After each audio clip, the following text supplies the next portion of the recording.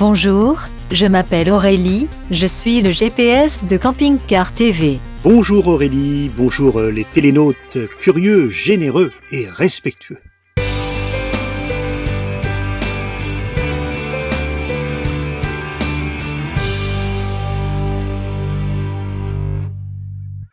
Je vous rappelle que nous nous retrouvons à Cherbourg. L'aire de service est idéalement située puisque d'un côté il y a le port de pêche qui donne sur la vieille ville et puis de l'autre, juste en face, l'ancienne gare maritime, là où se trouve la Cité de la Mer, où nous étions la semaine dernière et où nous allons retourner. Et une fois n'est pas coutume, Aurélie est partie devant. Il faut dire que Cherbourg est propice à la mélancolie. C'est un lieu de grand départ et de séparation. Je la retrouve sur un banc et sans parapluie. Non, je ne pourrai jamais vivre sans toi. Je ne pourrai pas, ne pars pas, j'en mourrai. Un instant sans toi et je n'existe pas. Mais mon amour ne me quitte pas. Alors le bâtiment à l'origine faisait 2,5 hectares, il n'en fait plus que 1,5 hectare. Mais en effet on a la chance d'avoir cette belle gare inventée par l'architecte cherbourgeois René Levavasseur, qui a en effet mis au point cette gare maritime, à la fois une gare ferroviaire, puisque derrière moi se situait donc le hall des trains, où 4 trains pouvaient séjourner ici, et connecté directement au hall des transatlantiques, donc au hall des passagers et des voyageurs par bateau, et directement au port aux eaux profondes de Cherbourg, qui existe depuis 1932, et donc cette gare permettait à un voyageur depuis New York ou depuis Paris de faire le voyage sans mettre le nez dehors finalement. Alors il y a une salle absolument extraordinaire qu'on est en train de survoler là. On imagine les foules de personnes qui venaient avec leurs valises. On avait le droit d'amener quoi quand on partait pour vivre le rêve américain ou pour fuir l'Europe? Alors, la gare maritime a été construite, celle-ci, en 1933. Donc, évidemment, le grand flux d'émigration était déjà passé, mais Cherbourg avait évidemment vu passer énormément de passagers, en effet, qui ont fait la traversée pour vivre le rêve américain, soit en Amérique du Nord, soit en Amérique du Sud, puisque Cherbourg était relié au sud et au nord de ce continent. Et en effet, plus on avançait dans l'année, on quittait vraiment l'Europe, la vieille Europe, sans forcément avoir l'idée d'y revenir, puisque l'idée c'était de fuir la misère ou de fuir les persécutions religieuses. Donc qu'est-ce qu'on emmène en effet quand on quitte sa vie, qu'on quitte sa famille, qu'on quitte son pays, ses traditions? Donc on emmène évidemment des choses qui nous sont précieuses, les papiers d'identité évidemment, qui prouvent l'identité, qui permettaient évidemment de pouvoir émigrer, mais ces beaux habits, ces habits traditionnels, de la vaisselle parfois, puisque ce sont des outils qui sont primordiaux quand on arrive dans un pays, des éléments religieux évidemment aussi, et parfois aussi même sa nourriture, puisque certains trafics maritimes ne permettaient pas de se nourrir à bord, il fallait amener sa nourriture pour pouvoir survivre à bord. Donc voilà, et donc tout ça dans des baluchons, dans des valises, en fonction de son niveau social. If it takes forever, I will wait for you. For 1,000 summers, I will wait for you till you're here beside me, till I'm touching you, till I hear you sigh here in my arms.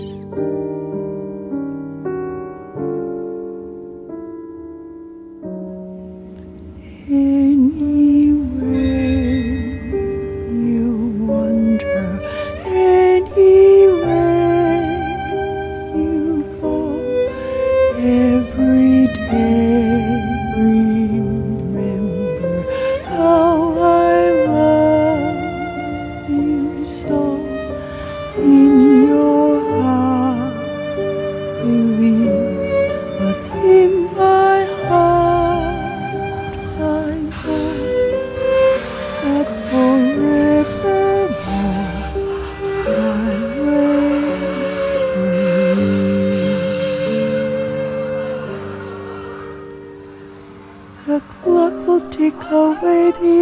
us one by one, and then their time will come, and though the waiting's done, the time when you return and find me here and run straight to my waiting arms.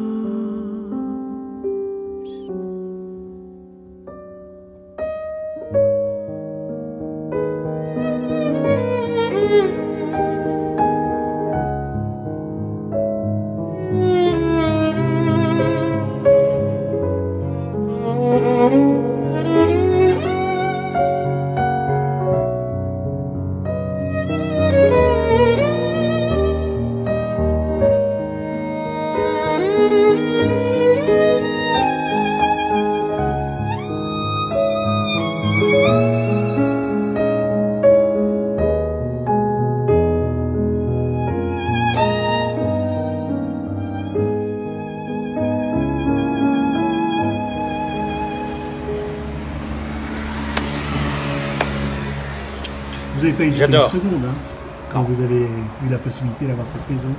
J'ai pas hésité. Ah non, non, là, la visite et l'achat aussitôt. Donc ici, vous êtes dans le musée du véritable Cherbourg, alors que la grêle est en train de tomber dehors et qu'il faisait tout à l'heure 10 degrés. Là, il ne fait plus que 3, 4. C'est étonnant. Mais c'est ça. Il faut aimer ce climat. Donc ici, vous avez toute la Normandie qu'on a décrit sur le véritable Cherbourg du 50e anniversaire du débarquement. Il y a donc 22 ans, nous avons créé ça. Et mon frère Pascal, qui est diplômé de l'école Boulle, a dessiné tous les navires, les avions et les chars qui ont participé au 6 juin 1944. Et nous avons fait un détail de chaque plage du débarquement. Ce qui est important. Bien sûr, comme nous sommes à Cherbourg, on a créé cette page complètement créée, puisqu'il n'y a aucune carte qui vous montre ça non plus. C'est toutes les divisions d'infanterie qui sont venues libérer Cherbourg pour qu'on puisse avoir le port libéré et accueillir le plus grand port du monde pendant toute la guerre, avec des milliers de navires qui sont passés. Donc Cherbourg était une place forte depuis 1030 ans et qui a servi à accueillir tous les navires. Voilà, c'est le son de la qualité. Donc tout ça, c'est de la qualité absolue. Et quand vous achetez un véritable Cherbourg, vous savez ce que vous offrez. En plus, c'est fabriqué ici, sous vos yeux. Parce que là, je travaille dans le vrai. Hein. J'ai pas peur de votre caméra. C'est sans filet. C'est sans filet. Je ne fais pas ça tous les jours. Mais bon, j'adore cet endroit parce qu'on croirait conduire un V8. Vous savez, vous accélérez, ça avance. Une machine complètement conçue. Oui. Oh là là, j'en mets un tout petit peu trop. J'ai l'impression de le retenir un petit peu là. Et je ne vais pas accélérer. Là, vous voyez, on peut aller très vite. Bon, ce n'est pas mon cas, parce que la couture est pas mal. Et c'est indéchirable.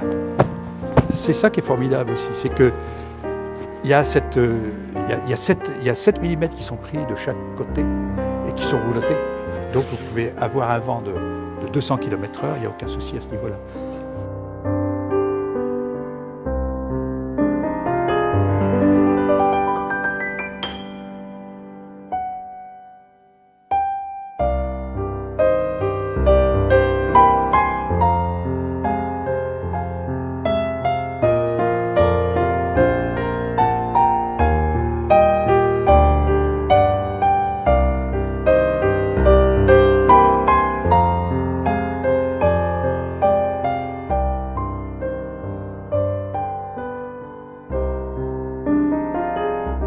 Mais il y a 31 ans, qu'est-ce qui vous passe par la tête?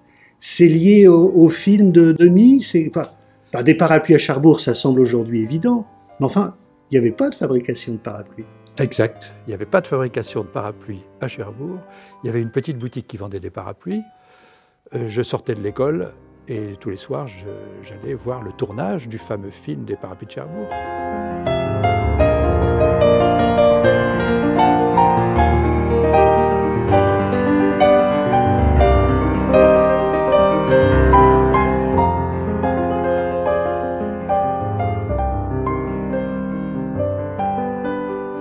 Je ne dis plus parapluie parce que le véritable Cherbourg, c'est vraiment un état d'esprit.